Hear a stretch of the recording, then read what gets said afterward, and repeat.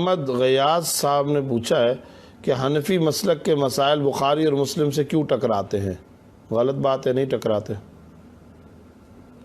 مسائل کو دیکھنا پڑتا ہے، اور مسائل دیکھیں، حدیث ایک مستقل علم ہے، قرآن کریم ایک مستقل علم ہے، اور جہاں تک مسئلے کا تعلق ہے فقہ، اس کے لیے وہ ایک مستقل فن ہے اور ایک مستقل علم ہے، اور فقہ اور مسائل کے لیے کبھی بھی، فتوے کے لیے کبھی بھی کسی ایک حدیث کو سامنے نہیں رکھا جاتا، بلکہ متعدد تمام احادیث کے مجموعے کو سامنے رکھ کر ائمہ کرام اور فقہائے کرام نے فیصلہ کیا ہے۔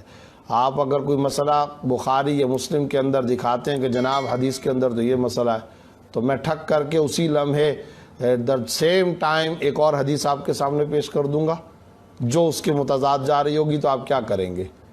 تو آپ کو آنا پڑے گا فقہا کے اسی متفقہ طریقے کی طرف کہ انہوں نے سینکڑوں کی تعداد میں تمام محدثین اور فقہا کو اپنے زمانے کے اندر اجتہاد اور ان تمام مسائل کو کمپائل کرنے کے لیے اجتماعات مقرر کیے، اور وہ سلسلہ آج تک جاری و ساری ہے۔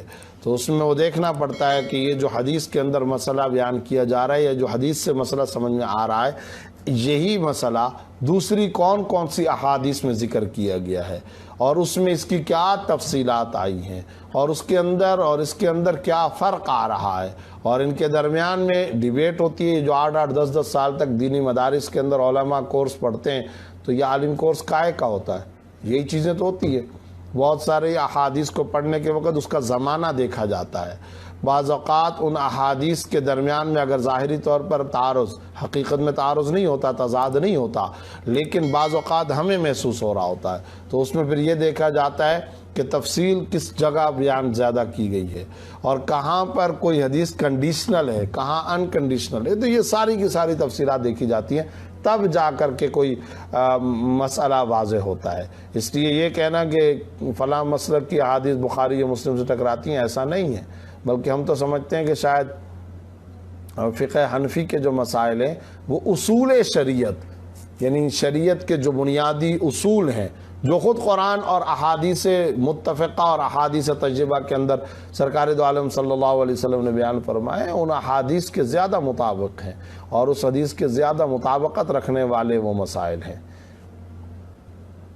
حافظ عمر صاحب نے پوچھا مرحوم کی پراپرٹی مسجد میں دے سکتے ہیں؟ مرحوم کی جو پراپرٹی ہے وہ تو وراثت میں جائے گی، وہ تمام وارثوں کا حق ہے، وہاں دینا ضروری ہے، مسجد کے اندر بغیر ورثاء کی مرضی اور اجازت کے دینا جائز نہیں ہے۔ شہباز شیخ صاحب نے فرمایا کہ میری والدہ کی طبیعت خراب ہے، آپ دعا کریں۔ میں دل سے دعا کرتا ہوں اللہ ان کو صحت عطا فرمائے۔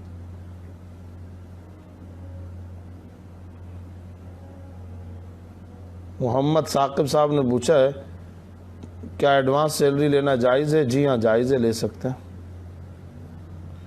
ابو سفیان صاحب نے پوچھا ہے کہ نیٹ پر آج کل کاروبار کرتے ہیں وہ جائز ہے یا نہیں؟ دیکھا جائے گا کہ وہ جو نیٹ پر کاروبار کرتے ہیں کس قسم کا ہے۔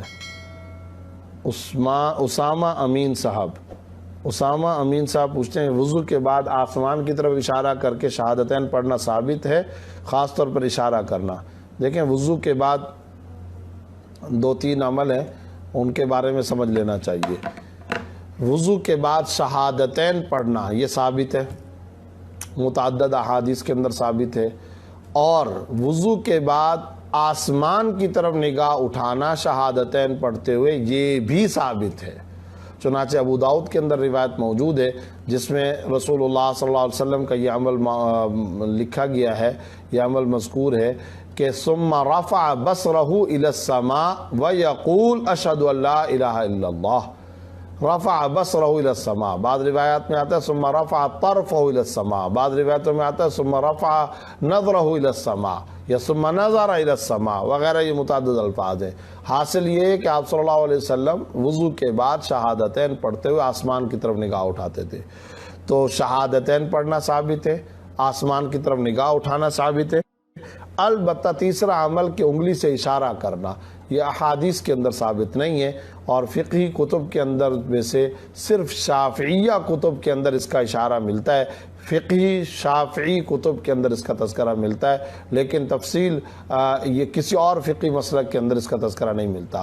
لہٰذا انگلی اٹھانا، یہ تو انگلی اٹھانا اور انگلی سے اشارہ کرنا یہ ضعیف ہے، اور آسمان کی طرف نظر اٹھانا اور شہادتین پڑھنا یہ احادیث سے ثابت ہے، سنت ہے، اور اس پر عمل کرنا چاہیے۔